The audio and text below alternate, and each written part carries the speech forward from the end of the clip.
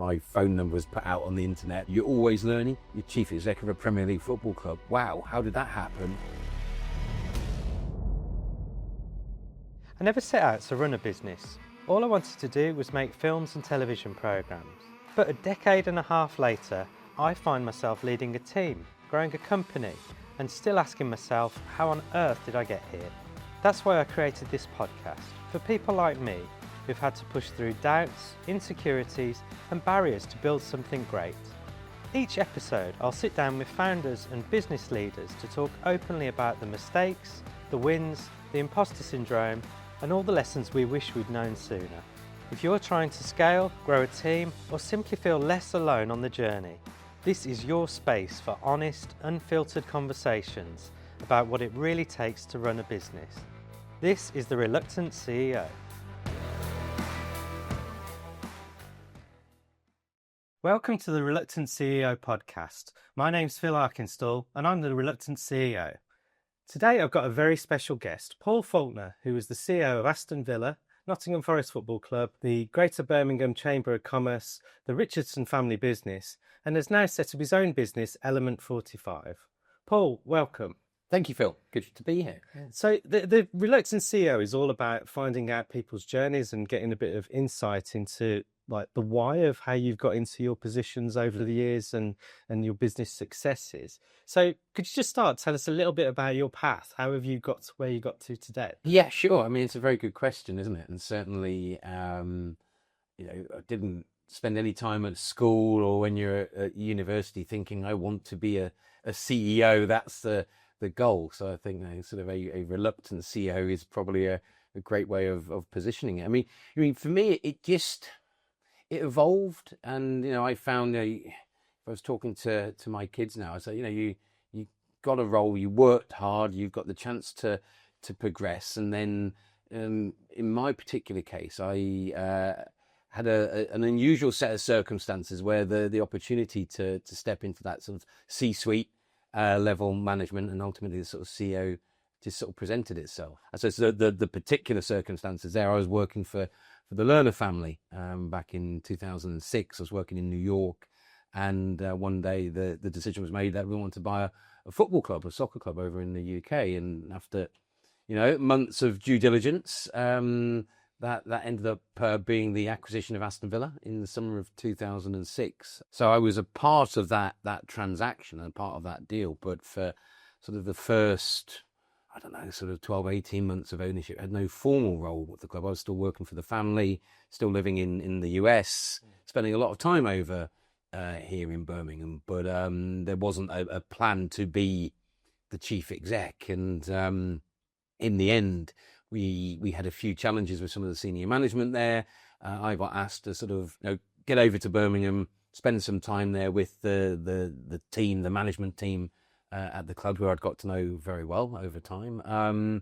And I like to sort of say I kind of never left. And then that gradually evolved into more of a full-time position. I guess my previous role working for the family and for Randy Lerner, the chairman of the club, put me in that sort of unique position of being able to understand what he was looking for, and also then having got to know the management team at Villa, the individuals there, and marry it up. And so it just evolved almost unintentionally into that chief operating officer and then chief exec role. And I don't know, for me, that was always quite important at Villa, because football is a very particular industry, and these roles come with a lot of profile. Yeah. And I guess they're coveted, but being in the industry, you can see that sometimes people did them for the wrong reasons. Right. They did it because it's football. There's this perception of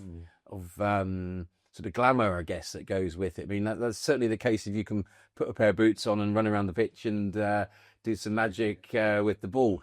Less so if you're a suit and working on the executive side. But for me, the fact that I'd been asked to take this role rather than it being something that I coveted was really important. It was a way of almost keeping my sanity in a very strange industry. So yeah, it happened not necessarily intentionally on my part, but just as a combination of circumstances and I guess experience, and having proven yourself in earlier jobs to people who are making those decisions. So going back to like childhood and university sort of days, were you always interested in business? What was the sort of pathway? What made you go on any of the sort of business journey from the off, really? Good question. I mean, I suppose I grew up, my dad worked in regional media. He was on the business side of it. So he was always in senior management positions in a range of local newspapers. So thinking about coming on today, you try to sort of look back, don't you, and work out, well, so I did have exposure to sort of leadership, I guess, just in my dad, and you don't almost think of it in that way at the time. But he set up his own business in the late 80s as well, and so I had an awareness of business. But I went and studied history at university. And why did I study history? Because I really loved it, and that wasn't necessarily an obvious segue into a business career, but like lots of people, when you're finishing school or college or university, in my case, you need a job. And I applied for a job which was back in my hometown where I'd grown up in Chester. I had a summer job working for a bank there. They had a graduate scheme, and I applied for that because I needed a job. I looked at a few others, but as a history graduate, you're not quite sure, what does that mean? Do I need to get some patches on my jacket elbow and go and teach? And everyone, no, I don't know.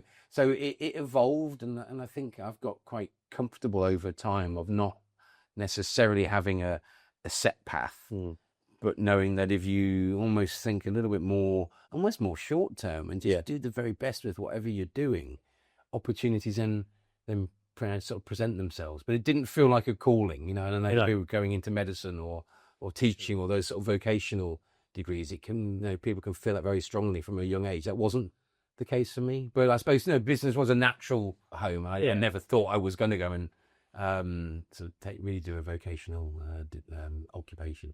So obviously, as you've moved through your career, has that sort of short-term planning, if you like, has that ever exploded out into anything where you do like goal setting for the next 5 years or anything like that, or is it very much you're a man of the moment and see what comes next? Well, you do think in far longer term. It's more sort of not necessarily having an end goal in mind. It's that sort of phrase, it's all about the journey, not the destination. Yes. And I'm really sort of comfortable and relaxed in that. And whatever I'm doing, I will do with absolute sort of full commitment. I guess, I've written plenty of business plans in my time. Maybe they 1 year, 3 year, 5 year plans. So it is always about looking ahead. I think when you're running a business as well, you have to look round corners. You have to look ahead, don't you? Because you're thinking about your team. You're thinking about, if we win this business, if we lose that business, what can happen? What's the changes that we're going to make? How do we, what's the risks we're going to take, the qualified risks, to grow the business? So you're always looking ahead and some time out. But I suppose just personally, it's been that case of, not thinking I want to be this. Yeah. It's more of, I'm enjoying this, and then let's keep on doing it until I'm not. And that's probably been the key driver for me. That's quite an interesting point, really, isn't it? The enjoyment side of things, because I think a lot of people go through life doing things because they either have to or because it becomes a rut almost, or they're all expected of them. So that enjoyment part, I mean, is that really quite a conscious thing that you think, like, actually, I'm not enjoying this anymore, so I will move on, I'll try something else? Yeah, I think it's really important. It is to me that you're getting that satisfaction, that you're feeling that you're getting value, you're giving value in a role. And that can, it's not over a fixed time frame. It can vary. Lots of roles will change all of the time, so you can feel like you may be at the same place, the same sign above the door, but the role is very, very different. And so it's more just, though, I'd never want to be in that position of just clocking in and clocking out and not feeling energized. And I think that's the key, isn't it? Life is finite. It's very, very sort of precious, and I kind of want to make the most of that. And I think you've got to feel energized in order to do that. So that's always driven me. And as I got a bit older and more experienced, I think you are more aware of it. Yes. Yeah. So do you sort of wake up one morning and think, yeah, actually, I realise now I've finished what I want to do there. I'm not enjoying it as much. I will try something. Is it like a trigger, or? I think it's more of an evolution. I think you start to sort of maybe become aware, or is the situation the right one? I guess there can be or there could be moments where you've sort of just decided it's not the right sort of thing to be doing anymore. But I think it's also about pushing yourself, and I mean that in a really positive way, isn't it? It's like not being sort of just too comfortable or just happy to settle. I've always been someone who's kind of constantly wanting to look ahead. What's next? Not dwell too much on the rear view mirror, but what's out there in front of us, and try to explore, try new things. Sort of, I love learning. I love different experiences, which put me out of my comfort zone, because I think that then it adds to that breadth of experience that you have. So I've again got more aware of that. Okay. I think, and kind of maybe more actively seek out. I've never done that before. Yeah. Let's try it, because I'll learn from it. Be it good or bad experience. It's all experience. And is the sort of the foundation of Element 45 your business? Does that come out of a lot of experiences, and perhaps like working as CEO for others, and now thinking, well, actually, I'll apply this as my own sort of limited company and grow for myself. Very much. And obviously, so set up with my partner, Mark Taylor. And I think one of the sort of founding principles was we want to do things which are interesting with people we enjoy being with. And if you can do both of those, then you're on to a bit of a winner. And really very much so, because the role that I'll do is work with a range of different businesses in different sorts of roles, some informal, some a bit more structured and formal, sort of chair, non-exec type, because it's more of a trusted advisor. But it is trying to draw on that breadth of experience that I've had, and you're trying to sort of share that with those business owners or leaders, or because I've made plenty of mistakes, and they're the ones that you always stick in your mind. Things that have worked as well, you can kind of maybe explain and give that perspective. But it's I'm very much a generalist now. I've done a lot of senior roles, but from quite early on in my career, so that puts you in a slightly different position, because I wouldn't say I'm a specialist in anything really, other than sort of senior leadership role. So if you can then share that with others, I think that there is a value, and it's really enjoyable as well. Kind of being able to share some of the benefit of what I've gone through, or apply your own thinking through the lenses that I've got to help others. Fantastic.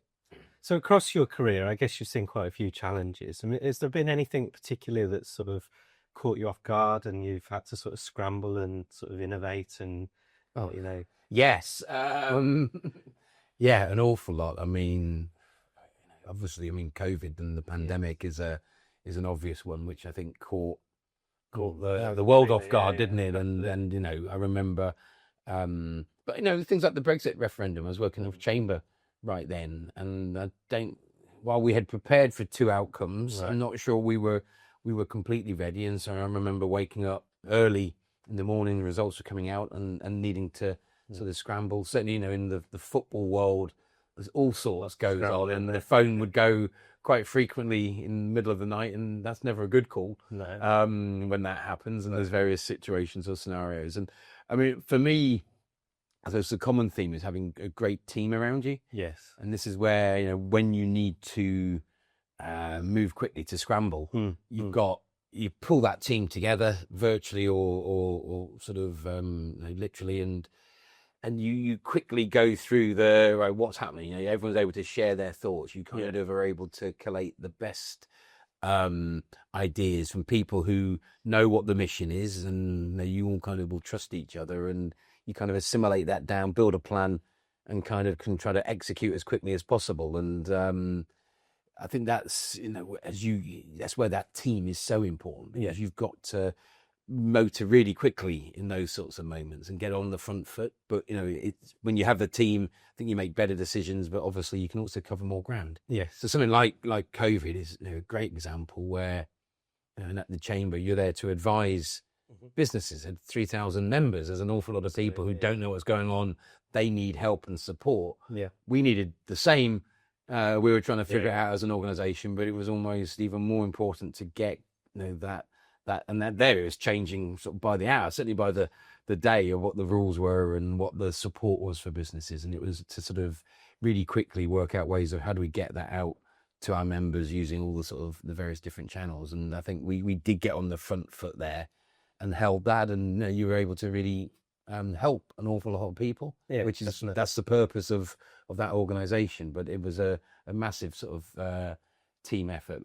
It does make you realise, I think, that you've always got to prepare for the unexpected. And without getting too dull or boring, sort of where things like risk registers and those sessions are so important, because you'd like to think it will never happen, but it might. And I can't imagine many people's risk registers had a pandemic on them. No. I wonder how many do now. Actually. It's almost like it's happened. Gone. We've moved on. We'll be fine. I'm sure. Things like cyber attacks would be, but back to pandemic, and yet it's only just only a few years ago. Absolutely, yeah. And another area that I've always had to work hard on in my career is confidence. And I've always viewed confidence as a bit of a ladder that you have to climb up if you're not naturally confident from the off. And sometimes then you have to work at staying up the ladder by doing things that remind you that you have got the confidence.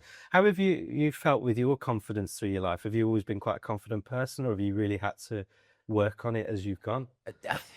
I think definitely had to work at it. We moved around the country quite a lot with my dad's job, and I remember having to move schools, and all sorts of different ages, and that's really sort of tough. And so probably I was 13 or 14 when I moved to sort of my last sort of school, which again is a tough time to come in as the new kid, and was probably you slightly just you make friends, but you sort of keep your head down, and you don't have that that history with people from when you're 4 or 5. You don't know an area as well because you just rocked up and you're new. So I'd sort of say that when I was 18, I wasn't especially confident. You had support around you in the family, which was really important, and good mates. But I definitely wouldn't have said I was a confident person then. And again, looking back now, I took a year out between school and university, and when I worked in M&S for 9 months, which was great, and then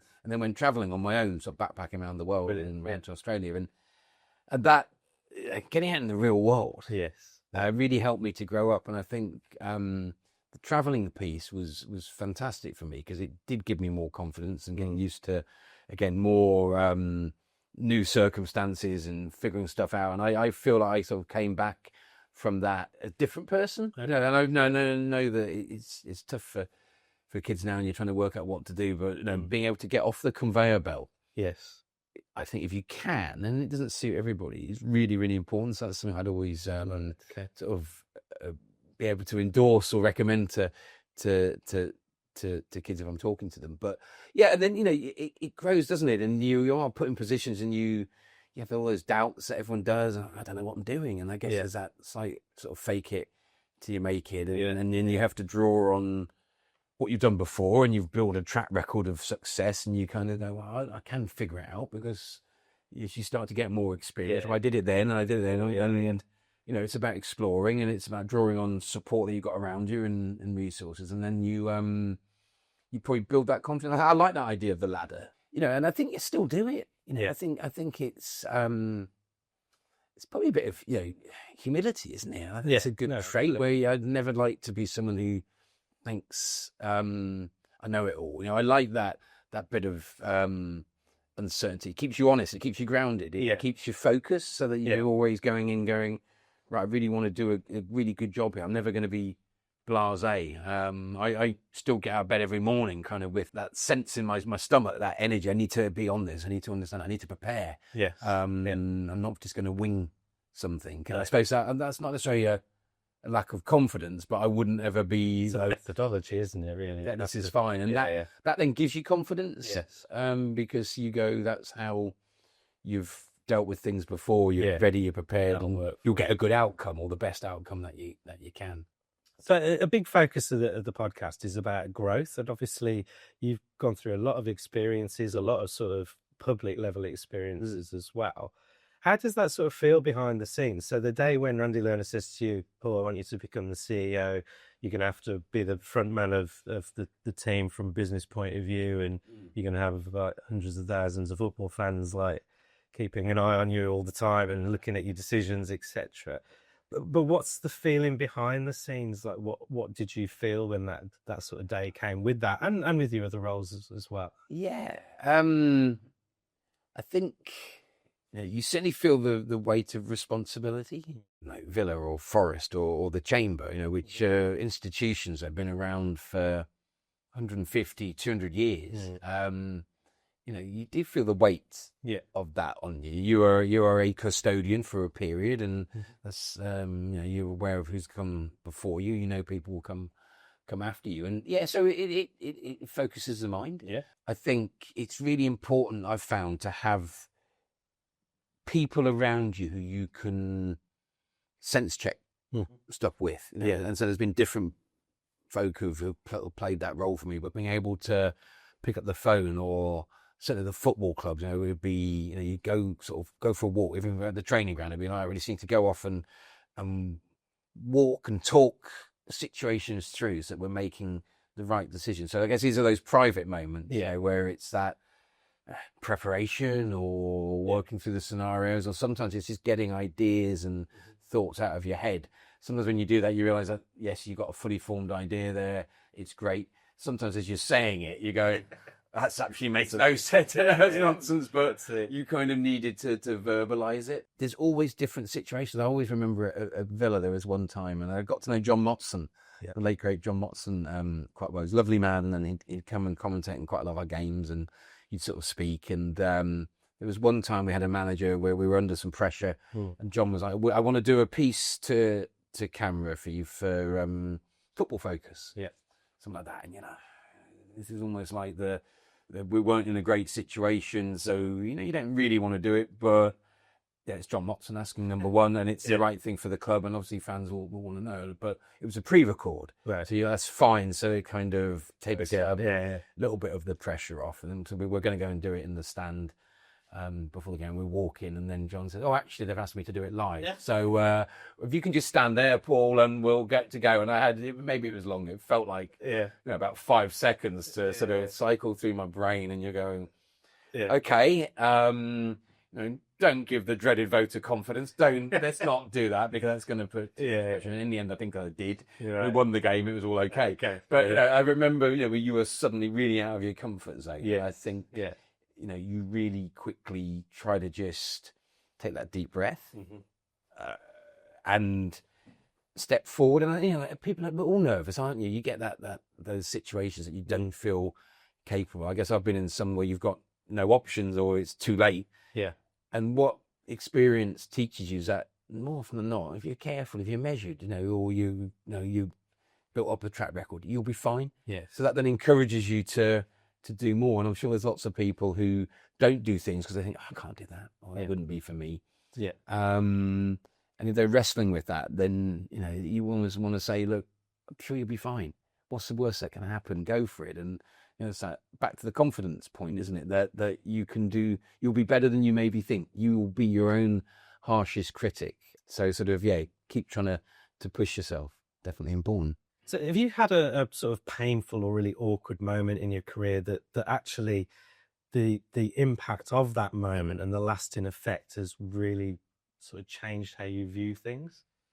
Probably a few. I think, there's certainly been an awful lot of lessons in your career. I think one of the experiences that I've had that has stayed with me, which influences how I act now, is to always speak up, to always really have the courage of your convictions. If I don't think that is the right thing to do, I will say so. And there's maybe been times where you've acquiesced, or you've sort of thought it'll be fine, or you may have made the point that you didn't think that was right, but it was still going to happen, and you go, that really shouldn't. Right. And I think what I do now is I'm far more firm, and maybe have more of the courage of my convictions. And again, there's a scale to that. Yeah. But I will speak up. I will say my piece. If people want to listen or not, then that's up to them. But at least you can kind of feel like you've discharged that duty. And I guess that becomes a bit of a, I like to think, a bit of a strength then. You know, people go, you ask me something, I'll give you a straight answer. Or if you're sort of sat around the table, or you're trying to offer that advice, it's not about keeping stum. It's about going, well, we thought that was Or being authentic to who you are as it well. becomes easy then, you know, because you can only be one, you know, you're the sort of the honest version of yourself. Yeah. It's a lot easier to carry the truth away than lots of the... It is, isn't it? Yeah, absolutely. Completely. No, that sounds good. So obviously over this long career that you've had, have you had mentors or people guiding you along the way? Is there confidants out there that you like talk to all the time? I have been, yeah. I mean, I've been, I think, really sort of fortunate. And really in the early part of my career, I mean, my dad definitely was someone who was a mentor and someone I could sort of speak to. Sadly, he passed away nearly 7 years ago now, so that has left a gap. But that was really important. When I started my career at MBNA, I started on the same day as somebody called General Charles C. Krulak, who and General Krulak had been a 4-star general in the U.S. Marine Corps.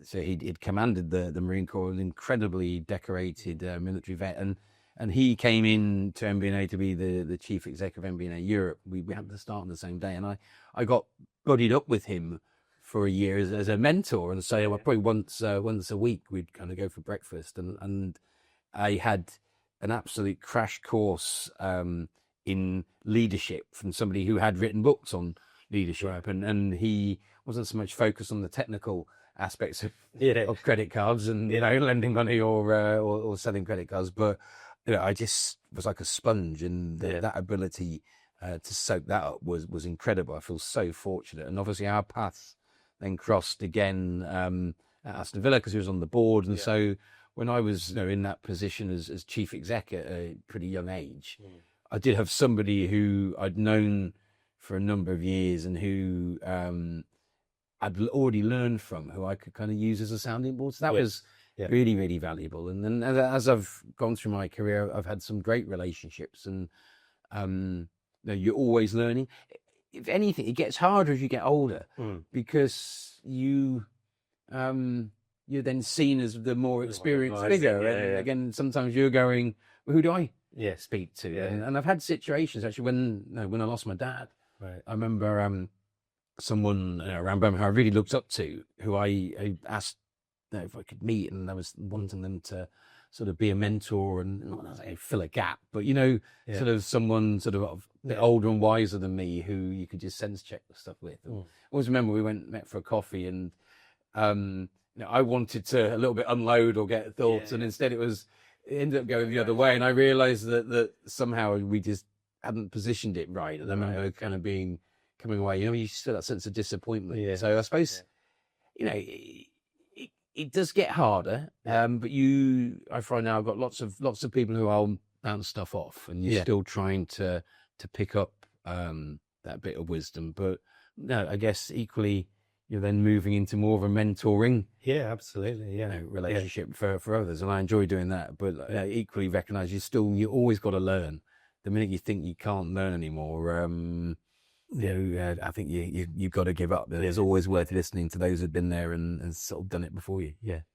So how do you approach the sort of the less glamorous side? So the processes, the budgets, all the sort of the nuts and bolts of running organizations. Obviously some of that isn't quite as sexy as the sort of the public facing or the, you know, the actual entity that you're working for. So are you a man for detail, or are you sort of more brushstrokes? How would you position yourself? I like structure.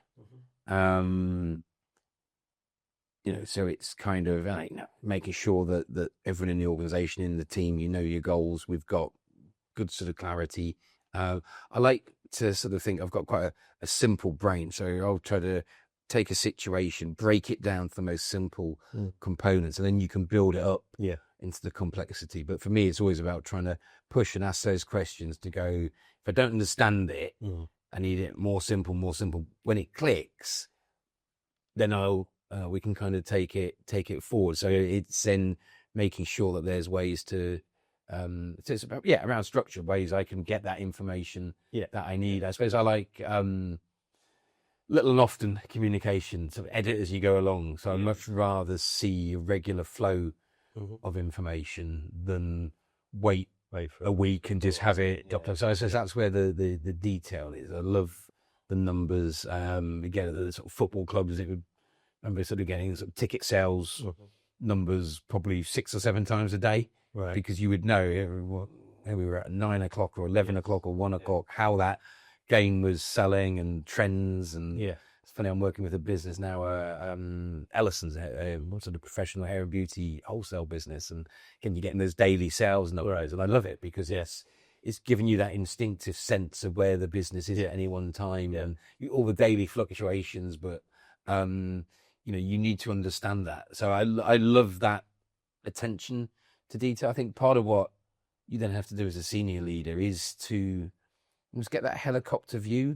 So you need to know the detail, understand it, but it's about sort of being able to zone in on what's the key bit of data in there, what's the key information. That's fine, but that doesn't make sense, right? How do we drill in and try to, or we can change that number, we can adjust that, we can grow that more, but and then you've got to work with your team to bring them with you. So it's a combination, I think, really, Phil. Yeah, it's interesting. I think it to be detail focused, but also widen the frame so you see everything. It's quite a skill to have, really. So it sounds like that served you well over your career to be capable of both sort of sides. Yeah, I like data, like information, and I guess it's a bit like speed reading.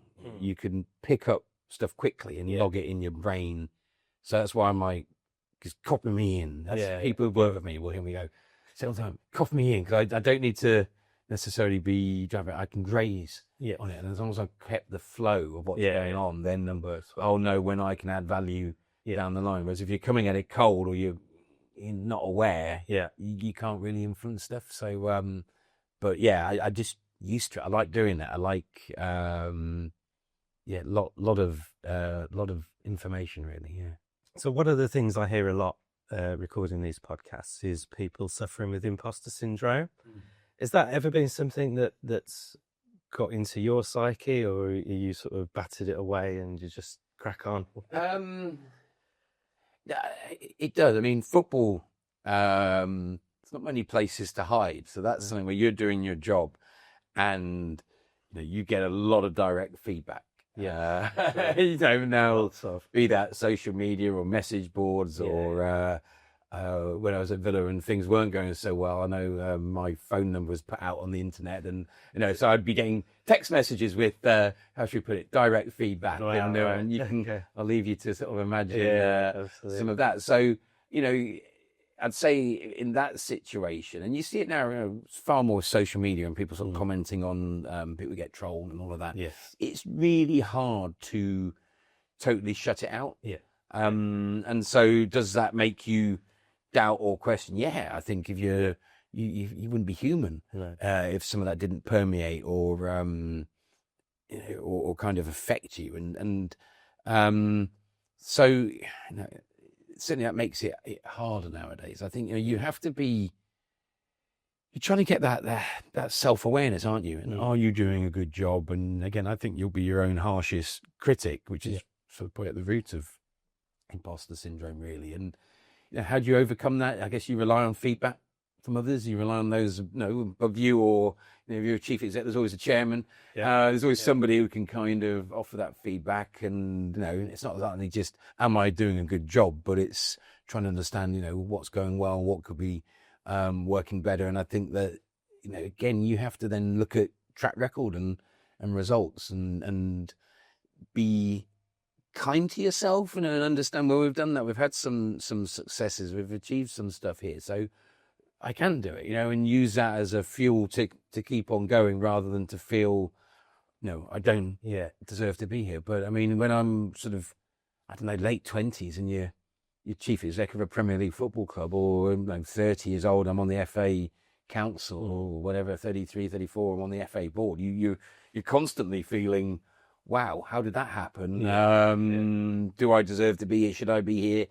But you've been trusted to do that. The FA Council is a great example where, you're elected by your peers. So this was, the 19 other Premier League clubs voted me on that 3 years in a row. He's going, well, they're not going to do that if you hadn't demonstrated capability. So I suppose you feel it. Yeah. Then you have to almost go, well, why am I here? And how did that happen? And there is a degree of, you've earned the right to be there, and then switch into the zone of, right, how do we do the best possible job that we can do at that moment. But so it feels like a good way to counter imposter syndrome is a mixture of experience, so you've got your track record, and that confidence level. So as we've mentioned about the ladder before, you're at a certain stage of that.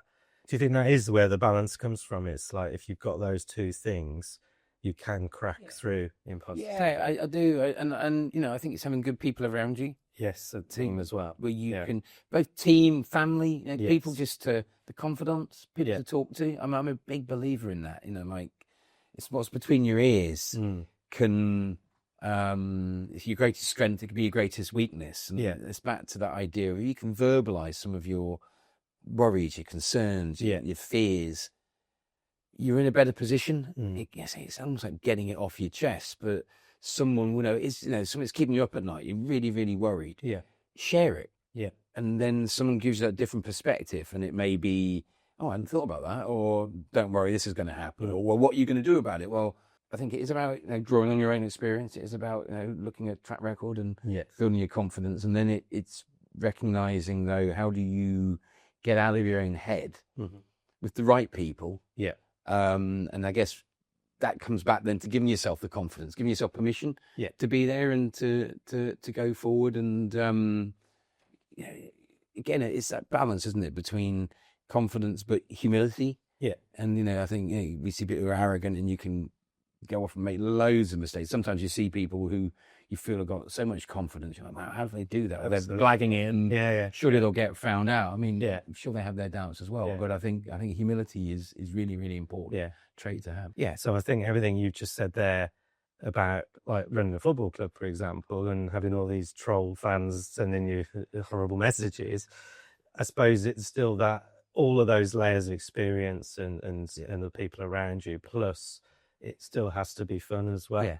And I think if you've got that in some sort of harmony and balance, then you can push forward. Yeah, and something like the chamber role, where it's voluntary. Yes, yeah. And you're giving up time to do it, time for your business, time for your family. I was always really aware that it did need to be fun. And again, sort of and seeing the business develop and seeing you develop, and no doubt you would do it. But sometimes you just need to be able to share. That's where exactly those conversations can be really important.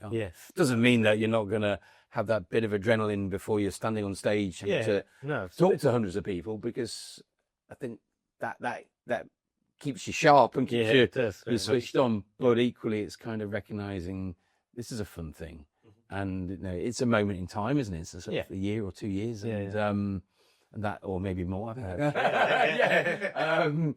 But you want to enjoy that, and then you can look back and go, I gave that the very best. And then before long, I'm sure there'll be people where you're advising them on how to do the role. Yeah, and it's funny how it keeps on moving on. It does, very much so. Yeah.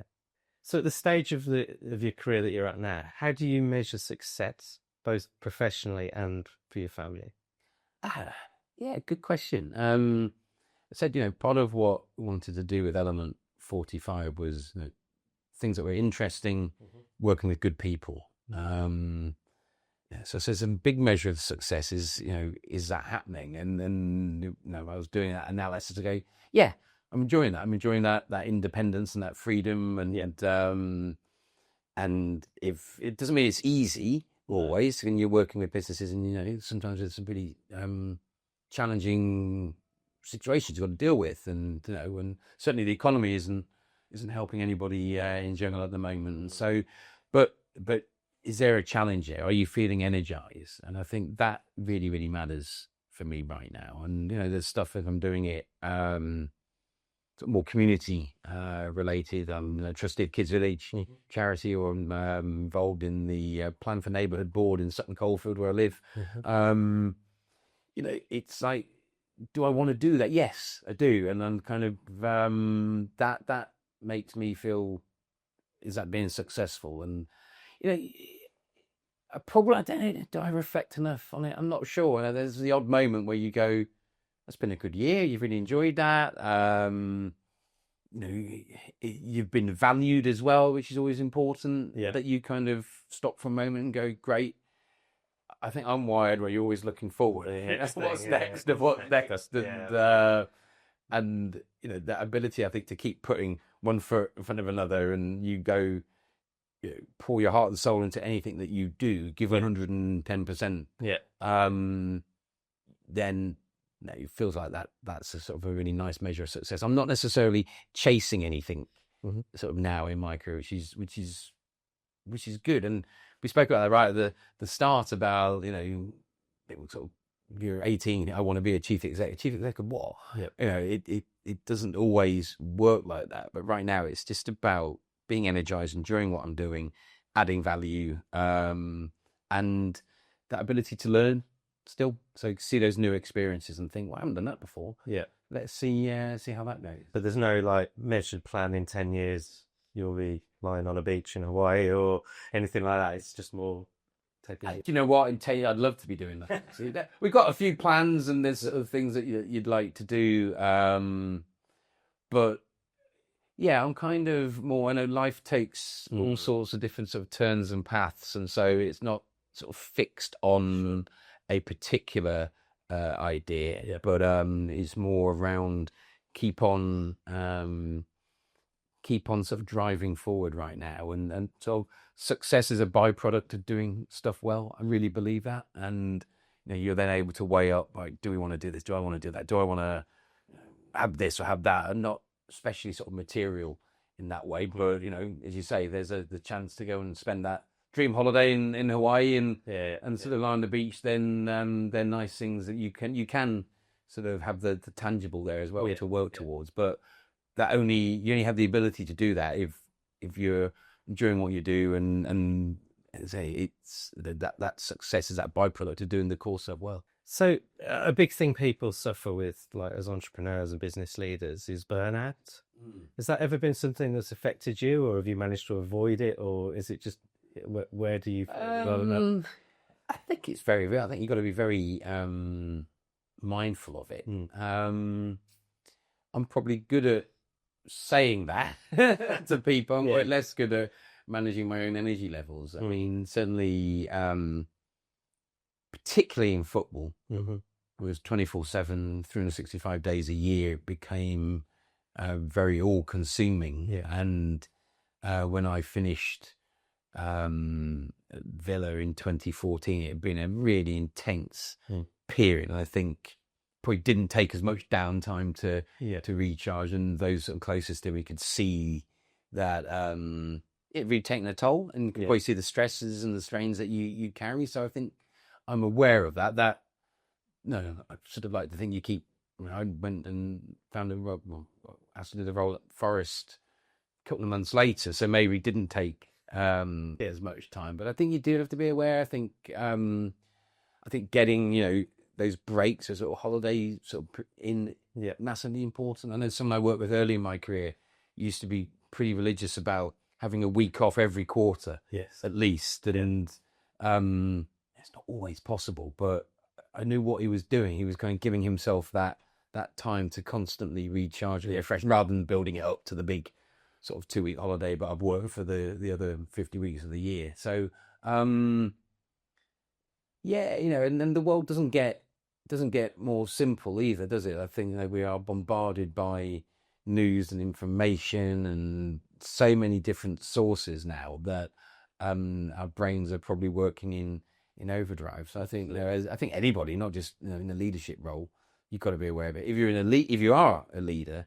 it's really important to just be thinking about your team and giving them permission to switch off, giving them permission to have that downtime, and recognizing that there'll be benefits in that. And actually, quite often when you're not sort of focused on the work is when the best ideas comes, when you're brushing your teeth or lying by a sunbed because your brain's been allowed to sort of wander, and you have that sort of eureka moment. And do you yourself do any sort of digital detoxing or anything like that? Are you good at putting your phone away? And I'm not bad. I mean, probably not great, like lots of us. I do a lot of swimming now, and sort of from an exercise point of view, I love it.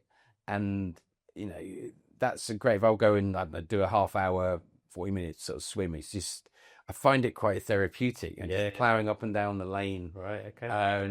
You've got nothing kind of carried in the pool. You can't exactly. It's maybe it's what it takes to force me to do it. But not saying that's a digital detox, but it is a little bit. And in my head, it's just great, and I do some great thinking sort of in the pool, and hopefully it's doing me some good as well. Yeah, I always find it funny because a lot of people say, I have my best ideas in the shower, and I often wonder now, is that because that's the only time you haven't got your phone in your hand? Yeah, you feel, and I've got young kids, and we're sort of trying to work out when do you give them their own phone, and all of the big debate around that is really challenging because there's so many different pressures on kids and families, and sort of make those decisions. But yeah, I do think being able to switch off from it, do some thinking, that's where the human interaction, the conversations are important. I mean, I said I love walking and talking, and even I did it during COVID. I'd get my sort of earphones on, over making phone calls. I go wandering around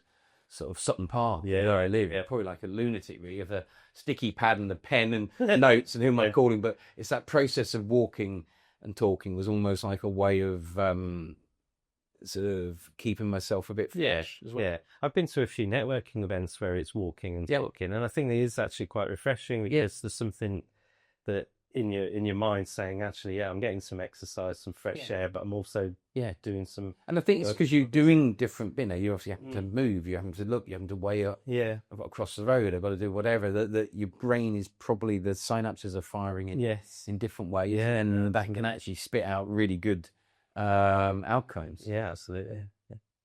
So a lot of our viewers are younger people who are interested in a career in business. So what would be that one bit of advice you'd give to someone just starting their career? Work hard. Yeah. Keep pushing. Do the right things. Keep it sort of basic and simple.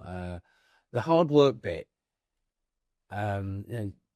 It means working smart. I'm not saying work from 8 a.m. to 10 p.m, but just give your absolute all in all that you're doing. Be focused, make sure that you are doing the job to the best of your ability. And if you do that, sort of opportunities will come your way.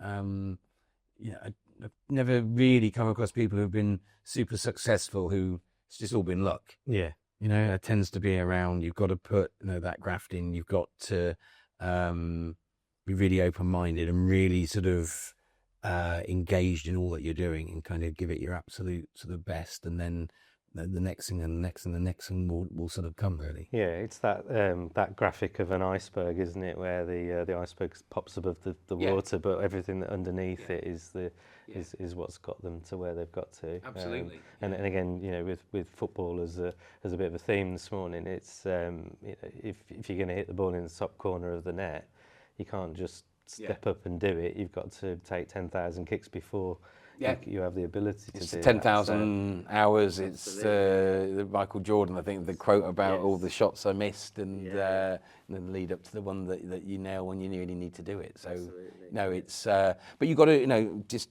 to wrap it up, you've got to enjoy it while you're doing it. You find ways to enjoy the process, and be that the people you're working with or the approach. It doesn't always have to be sort of belly laughs all around, but I think you've got to sort of take some satisfaction in what you're doing, and then it all gets a little bit easier. Absolutely. So for that next generation of leaders who are perhaps stepping up into chief exec or a senior leadership role, is there anything specific that you would pass on to them? I think, you know, make sure you draw on knowledge and experience of people around you. You know, work out, you know, who that team is, and it will be a mix. It will be those the sort of peers who you know really well, who maybe they don't have that same role as you now, but they'll have an awful lot of knowledge and experience, and how you draw on that. You know, sort of those below you as well. Find the right forums, because you don't know it all. You're not expected to. You've got to keep finding those opportunities to get the inputs of what's going on, and those more senior than you as well, and kind of be it those mentors or those sorts of figures who you can bounce stuff off. And you know, when you have got that tough, knotty problem, you know, who do you call? Who do you find, go for a walk with, and sort of chew stuff over? And I think recognizing that, you know, people say leadership's a lonely role, and it is, because, you know, you'll be the one lying awake at night trying to work it out. But that's where I think, you know, you then find people around you where you can. It's not about sharing the load, but it's helping you to get the value of their knowledge, wisdom, experience as well. Makes it slightly less lonely, and I think that's a really important thing for anyone who's just stepping up into that sort of C-suite to be able to do. Brilliant. Paul, thank you very much for joining us today. Thanks, Phil. And all the best. Thanks very much to Paul Faulkner for joining us today on The Reluctant CEO. We look forward to seeing you on our next episode.